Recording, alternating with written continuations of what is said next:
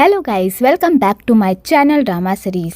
पिछले पार्ट की स्टोरी आपको पिछले वीडियो में बता चुकी हूँ, जिसका लिंक आपको मेरे वीडियो सेक्शन में मिल जाएगा। पिछले एपिसोड में हमने देखा था कि मार्क यांग मार्क के इस हरकत से बहुत ही गुस्से में रहता है, तो निंग उसे शांत करने के लिए जाता है और कहता है जब हमारे बच्चों से गलती हो ही गई है तो क्यों ना हम बच्चों की शादी करवा दे और इस मामले को यहीं पर रफा दफा करवा दे। तो यांग कहता है मैं मार्क से बहुत ही गुस्सा हूँ, लेकिन मैं अपनी इज्जत को इस तरह नीलाम होते तो बिल्कुल भी नहीं देख सकता। इसलिए 2 हफ्ते बाद बहुत ही अच्छा मुहूर्त है, हम इन दोनों की 2 हफ्ते बाद शादी करवा देते हैं। तो मैं ये सुनकर पूरी तरह शॉक्ड हो जाती है और मार्क को कहती है तुम्हें भी पता है कि हम दोनों एक दूसरे से प्यार नहीं करते, फिर हम दोनों ये शादी क्यों कर रहे हैं। तो मार्क कहता है इस शादी से हम दोनों को ही फायदा है, मुझे यांग ग्रुप की हेल्प चाहिए मेडिकल कंपनी को बदलने के लिए और तुम्हें मेरी हेल्प चाहिए। ये शादी एक नकली शादी होगी, हम दोनों पर इस शादी का कोई दबाव नहीं होगा, तुम शादी के बाद जो चाहे वो कर सकती हो, मैं तुम्हें कभी भी नहीं रोकूंगा, लेकिन हमें ये शादी करनी होगी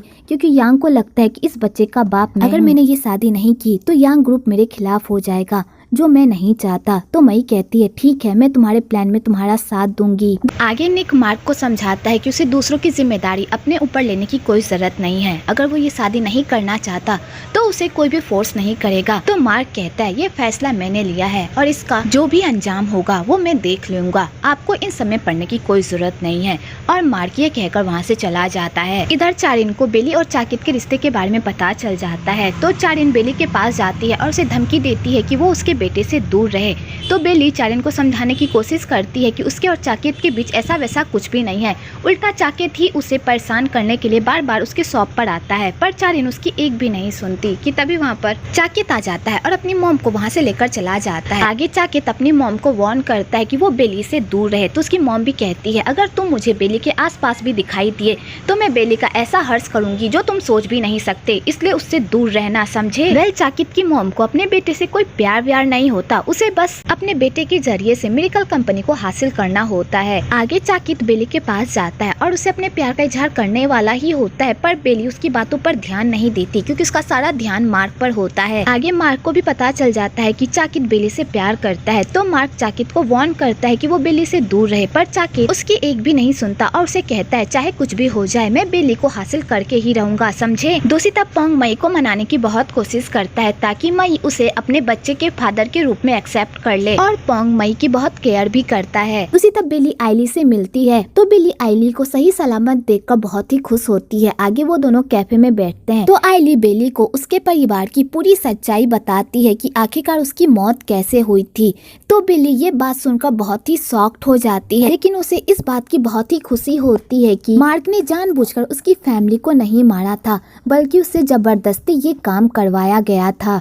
कि तभी वहाँ पर चाकित के गुंडे आ जाते हैं और उन दोनों के पीछे पड़ जाते हैं, तो वो दोनों अपनी जान बचाकर वहाँ से भागने लगते हैं। कि तभी वहाँ पर जे आ जाता है और आइली की जान बचा लेता है। इधर बेली उन गुंडों के बीच में फंस जाती है और उसे समझ में नहीं आता कि वो वहाँ से कैसे बाहर निकले। कि तभी वहाँ पर मार्क आ जाता है और बेली की जान बचा लेता है, तो बेली मार्क को देखकर उसे गले लगा लेती है। तो मार्क बेली को शांत करता है और कहता है तुम आइली की टेंशन मत लो, वो हमारे बंदे के पास है और वो सेफ है। दूसरी तरफ जे आइली को घर लेकर जाता है और उसे समझाने की कोशिश करता है कि मार्क उसका बुरा नहीं चाहता, बल्कि वो उसे सपोर्ट करता है। अगर वो अपने पापा का पता बता दे तो वो लोग उसके पापा की भी जान बचा लेंगे, लेकिन अगर उसने ऐसा नहीं किया तो उसके पापा की जान भी जा सकती है।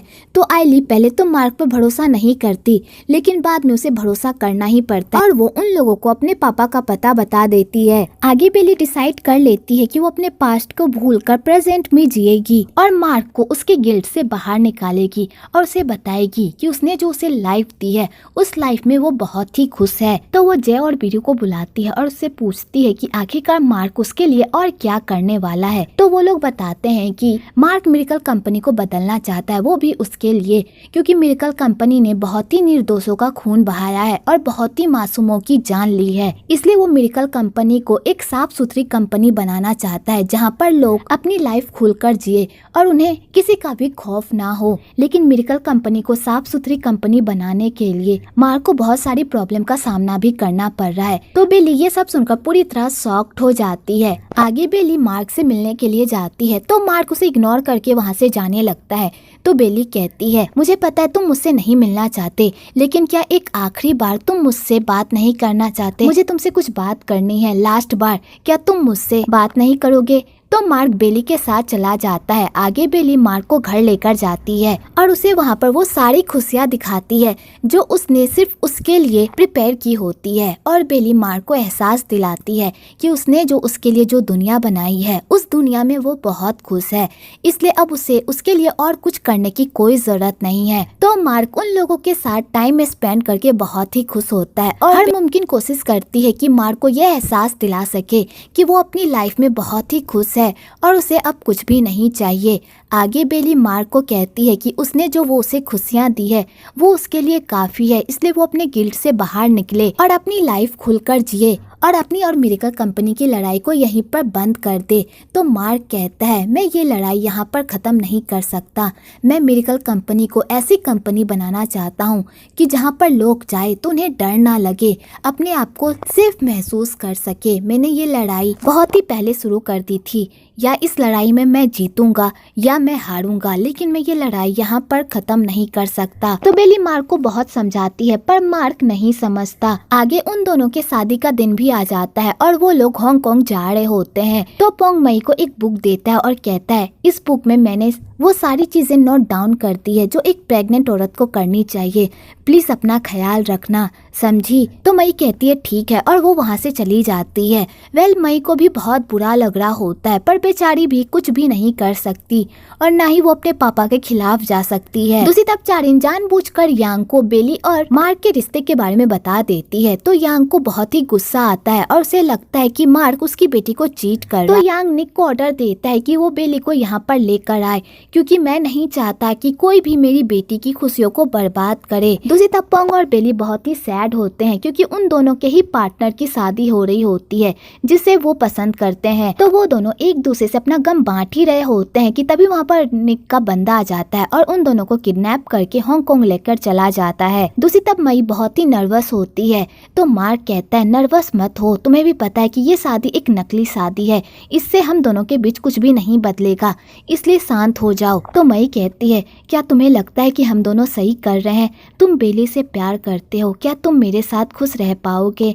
तो मार्क के पास कोई जवाब नहीं होता कि तभी मार्क बेली को देखता है। तो वो बेली को देखकर पूरी तरह शॉक्ड हो जाता है और कहता है, तुम यहाँ पर क्या कर रही हो? तुम्हें यहाँ से जाना चाहिए। और मार्क बेली को लेकर जाने लगता है कि तभी वहाँ पर यांग आ जाता है और उन दोनों के रिश्ते पर सवाल उठाने लगता है। तो मार्क कहता है, बेली मेरी छोटी बहन है, हम दोनों के बीच ऐसा वैसा कोई रिश्ता नहीं है, इसलिए प्लीज इसे यहाँ से जाने दो। तो यांग कहता है, अगर बेली तुम्हारी छोटी बहन है तो इसे तुम्हारी शादी में शामिल होना चाहिए ना, फिर तुम इसे यहाँ से क्यों भगा रहे हो? तो मार्क पूरी कोशिश करता है बेली को वहाँ से भगाने की, पर वो लोग बेली को जाने ही नहीं देते। तो मार्क अपने बंदे को ऑर्डर देता है कि वो बेली का ख्याल रखे। आगे वो दोनों शादी की सारी रस्में स्टार्ट कर देते हैं। तो बेली को बिल्कुल भी अच्छा नहीं लगता उन दोनों की शादी देखकर, पर बेचारी कुछ कर भी नहीं पाती कि तभी बेली की नजर चारिन पर पड़ती है जो बहुत ही अजीब तरह से बिहेव कर रही होती है। तो बेली को चारिन के बिहेवियर पर शक होता है कि ये कोई ना कोई कारनामा जरूर करेगी इस शादी में। तो बेली चारिन का पीछा करती है। इधर चारिन खुन थाना को यांग के घर में जान से मार डालती है और इसका सारा इल्जाम मार्क पर लगाने की पूरी प्लानिंग कर लेती है, क्योंकि यांग कभी भी बर्दाश्त नहीं करेगा कि उसके घर में किसी की मौत, और वो भी उसके होने वाले दामाद के हाथों। तो चारिन ये सारा कारनामा करके बहुत ही खुश हो रही होती है कि तभी वहाँ पर बेली आ जाती है और वो ये सारी हरकत देख लेती है। तो बेली कहती है, ये सब आपने किया है ना? तो चारिन बेली को देखकर पूरी तरह शॉक्ड हो जाती है और उसे वहाँ से जाने को कहती है, पर बेली जाने का नाम ही नहीं लेती। तो चारिन कहती है, जब तुम मेरे प्लान में आ ही गई हो तो तुम्हें भी इस प्लान का हिस्सा बनना पड़ेगा। और चारिन बेली को किडनैप करने लगती है। तो चाकित अपनी माँ को रोकने की बहुत कोशिश करता है, पर उसकी भी अपने माँ के सामने कुछ भी नहीं चलती और बेचारे को अपनी माँ के सामने झुकना ही पड़ता है। दूसरी तरफ मार्क अपनी शादी की सारी रस्में पूरी कर रहा होता है, पर वो बेली को नहीं देखता। तो वो टेंशन में आ जाता है कि आखिरकार बेली कहाँ पर गई है। तो उसे बेली का कोई अता पता नहीं मिलता, तो वो पूरी तरह परेशान हो जाता है और शादी को बीच में ही छोड़कर वहाँ से भाग जाता है बेली को ढूंढने के लिए और सीधा चारिन के पास जाता है और कहता है बेली कहाँ पर है। तो चारिन कहती है मुझे क्या पता है कि बेली कहाँ पर है। तो मार्क बेली को हर जगह ढूंढता है तो उसे बेली मिल जाती है और बेली को इस हालत में देखकर मार्क पूरी तरह परेशान हो जाता है और उसे संभालता है। तो बेली कहती है मैंने इसे नहीं मारा, मैंने इसे नहीं मारा। तो मार्क कहता है मैं जानता हूँ कि तुमने ऐसा कोई काम नहीं किया। कि तभी वहाँ पर यांग आ जाता है और यांग जैसे ही थाना को देखता है वो भी मरा हुआ, उसका गुस्सा तो 7वें आसमान पर पहुँच जाता है और यांग को लगता है कि ये सारा कारनामा मार्क ने ही किया है। कि तभी वहाँ पर चारिन भी आ जाती है और वो भी सारा इल्जाम मार्क पर ही लगाने लगती है कि उसने ही थाना को मारा है।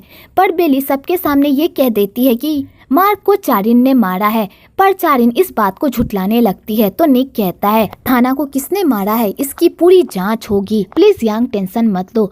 पर यांग बहुत ही गुस्से में रहता है और वो इस शादी को तोड़ देता है और सबको अपने घर से बाहर निकाल देता है। आगे यांग गुस्से से घर जाता है तो उसकी बेटी पूछती है कि क्या हुआ पापा। तो उसके पापा उसे खींचकर एक थप्पड़ मारते हैं और कहते हैं तुम्हारी वजह से आज मैं पूरे समाज के सामने अपना मुंह दिखाने लायक नहीं रहा, तुम्हें किसने कहा था अपना मुंह काला करने के लिए। और यांग मई और उसकी माँ के बारे में खूब अपशब्द बोलने लगता है। तो मई को भी गुस्सा आ जाता है और वो कहती है आपका कोई हक नहीं बनता मेरी माँ को इस तरह बेइज्जत करने का। मैंने जो भी किया उसमें सिर्फ मेरी गलती है, ना कि मेरी मॉम की। मेरे इस बच्चे का बाप मार्क नहीं बल्कि पोंग है। और मई पूरे समाज के सामने ये बात बता देती है कि वो प्रेग्नेंट है। लोग ये सुनकर तो पूरी तरह शॉक्ड हो जाते हैं। तो मई कहती है पापा आपको कभी भी अपनी बेटी से प्यार नहीं था, आपको बस अपने रुतबे अपनी शान से प्यार है। आपने मॉम के साथ भी इसी तरह बिहेव किया था, मेरी मॉम भी इसी तरह तिल तिल कर मरी थी सिर्फ आपकी वजह से, क्योंकि आपने कभी भी मेरी मॉम को वो प्यार नहीं दिया जिसकी वो हकदार थी। इसलिए आज के बाद मेरा जो मन करेगा मैं वो करूँगी। मुझे आपकी ये जमीन जायदाद नहीं चाहिए, मैं इसे ठोकर मारकर यहाँ से जाती हूँ। और मैं अपने पापा की सारी जायदाद को ठोकर मारकर पोंग के साथ वहाँ से चली जाती है। तो बेचारा यांग देखता ही रह जाता है। आगे निक चारिन से पूछता है कि क्या तुमने थाना को मारा है, पर चारिन इस बात से मुकर जाती है। पर बेली इस बात पर जोर देती है कि ये काम चारिन ने ही किया है और चाकित ने भी ये सब देखा था। तो निक चाकित से पूछता है कि क्या ये काम तुम्हारी मॉम ने किया है। तो चाकित जानते बूझते हुए अपने पापा के सामने झूठ बोलता है कि मुझे नहीं पता और अपनी मॉम को बचाता है। तो निक को बहुत ही गुस्सा आता है और वो चाकित को मारने लगता है। तो चारिन को भी बहुत गुस्सा आता है और खुनतोन को भी बहुत गुस्सा आता है।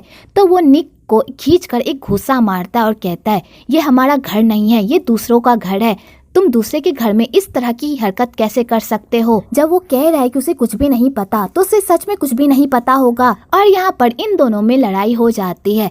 तो चारिन को बहुत ही अच्छा लगता है कि खुनतोन ने फाइनली निक के सामने अपना मुंह तो खोला। तो निक खुनतोन का ऐसा बिहेवियर देखकर तो पूरी तरह शॉक्ड हो जाता है और बिना कुछ कहे वहाँ से चला जाता है। आगे बेली मार्क से माफी मांगती है और कहती है मेरी वजह से तुम्हारी और मई की शादी रुक गई। मैं यांग अंकल के पास जाती हूँ और उन्हें सब बताती हूँ कि इसमें तुम्हारी कोई गलती नहीं है। तो मार्क उसे रोक लेता है और कहता है अगर तुम अंदर गई और सारी बातें क्लियर हो गई तो मुझे मई से शादी करनी पड़ेगी। क्या तुम चाहती हो कि मैं मई से शादी कर लूं? तो बेली के पास इस बात का कोई जवाब नहीं होता। आगे मार्क बेली को बता देता है कि वो उससे बहुत प्यार करता है और वो उसके अलावा किसी और से शादी नहीं करना चाहता।